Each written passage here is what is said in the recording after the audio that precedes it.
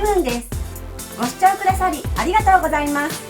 今回ご紹介させていただくのはこちら、襟付きのスタイです。このようにリバーシブルで使えるようになっています。スタイは何度も洗濯しますので、洗濯縮みしづらく丈夫に仕上げるための作り方のコツも紹介しています。ぜひ最後までご覧ください。それでは襟付きスタイの材料を紹介します。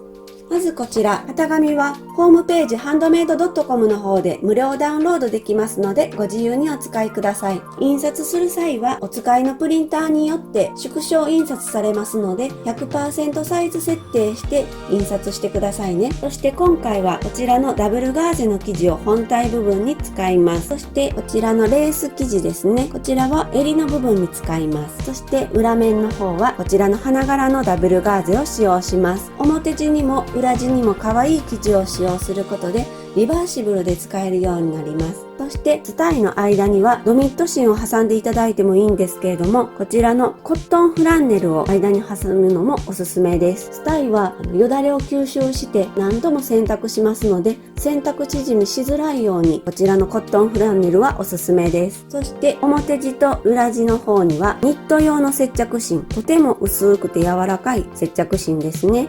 こちらの接着芯を貼って丈夫に仕上げます。そしてスタイの胸部分にはこちらのタグで飾り付けをします。こういったタグなどはお好みでどうぞ。そしてプラスナップですね。プラスナップを開ける際に目打ちを使います。そしてプラスナップを取り付ける際はハンディプレスや卓上プレスどちらでもいいですね。どちらかご用意ください。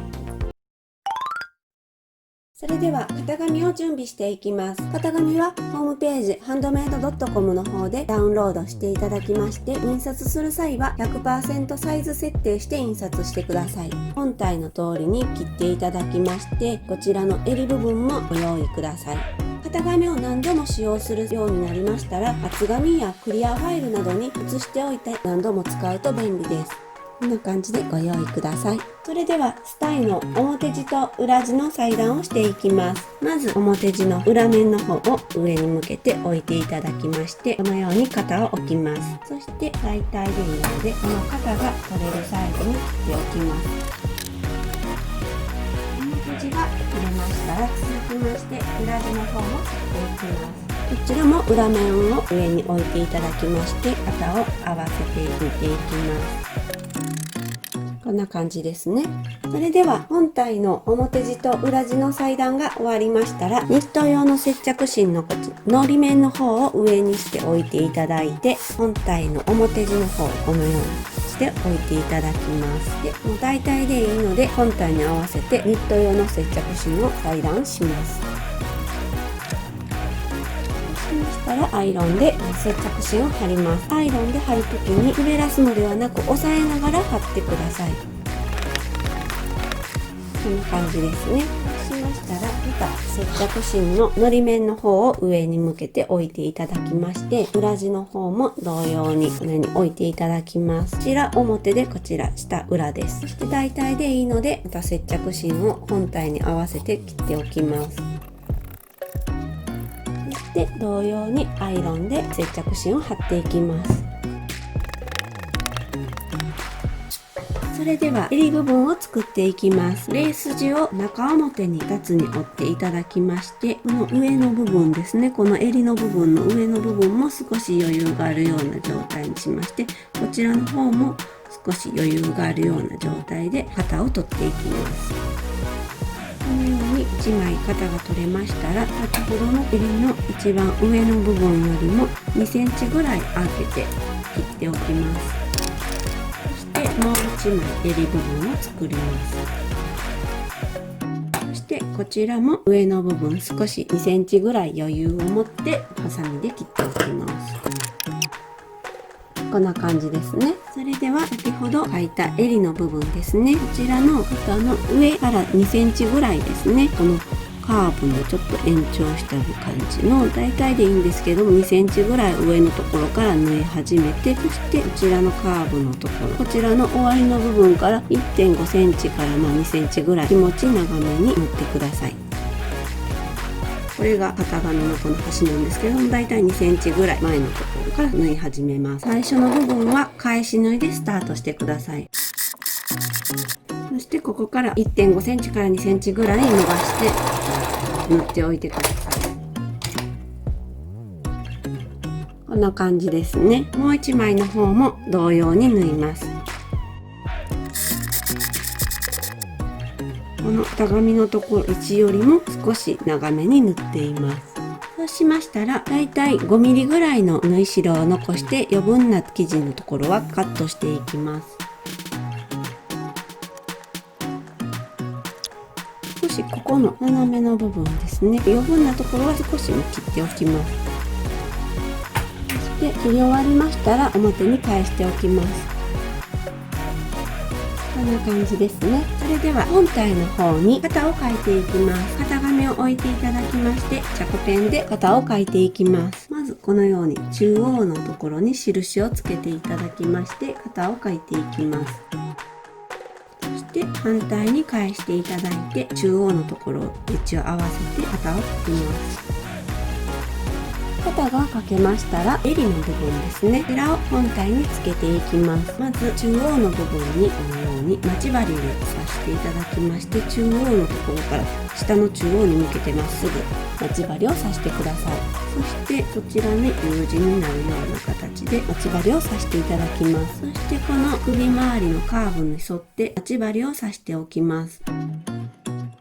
こんな感じで刺しましたら、表の方にこうやって裏返しますと、こうやって待ち針でだいたいカーブがわかるようになりますね。そうしましたら、この中央のところに襟の部分をこのように置いていただきまして、そちらに合わせて襟部分を置きます。そして待ち針で留めておきます。反対の方も中央のところからだいたいこうやって置いていただきまして、そちらに合わせて襟を置きます。こんな感じですね。そうしましたら裏に返していただきまして、不要となった待ち針は外します。待ち針が外せましたら、襟を本体に縫い付けていきます。それでは襟を縫い付けていきます。だいたい 2,3mm のところを縫ってください。返し縫いでスタートしてください。最後も返し縫いで終わってください。こんな感じで襟が付け終わりましたら、タグをつけます。だいたい胸の位置あたりにつけてください。こちらスタイの端なので、だいたいでこんな感じの位置に縫い付けてください。こんな感じですね。それでは表地と裏地とコットンフランネルを縫い合わせていきます。このように中表に置いていただきまして、そして待ち針で留めていきます。全体でずれないように待ち針で留めておいていただいたら大丈夫です。続いてコットンフランネルを置いていただきまして、コットンフランネルの上にこのように合わせます。そして待ち針で留めておきます。こんな感じですね。そうしましたら、だいたいこの横のあたりに5センチほどの返し口を開けて、この周りを縫っていきます。それでは縫っていきます。だいたい5センチの返し口を開けて縫っていってください。始まりは返し縫いでスタートしてください。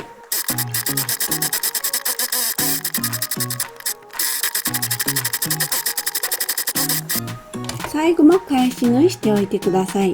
本体を返し口5センチ開けて縫い終わりましたら、待ち針を外していただいて、だいたい 5mm から 8mm の縫い代、こちら残してカットしておきます。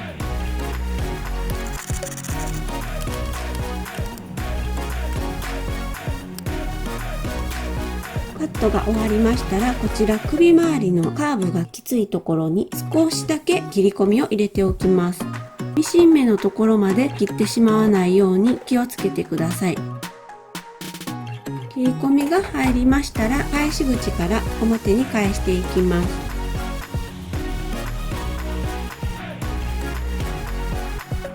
表に返せましたら、アイロンできれいに形を整えていきます。それではアイロンで形をきれいに整えていきます。返し口の方もきれいに折ってアイロンで整えておいてください。こんな感じですね。アイロンが終わりましたら、こちらの返し口のところは手縫いで閉じておきます。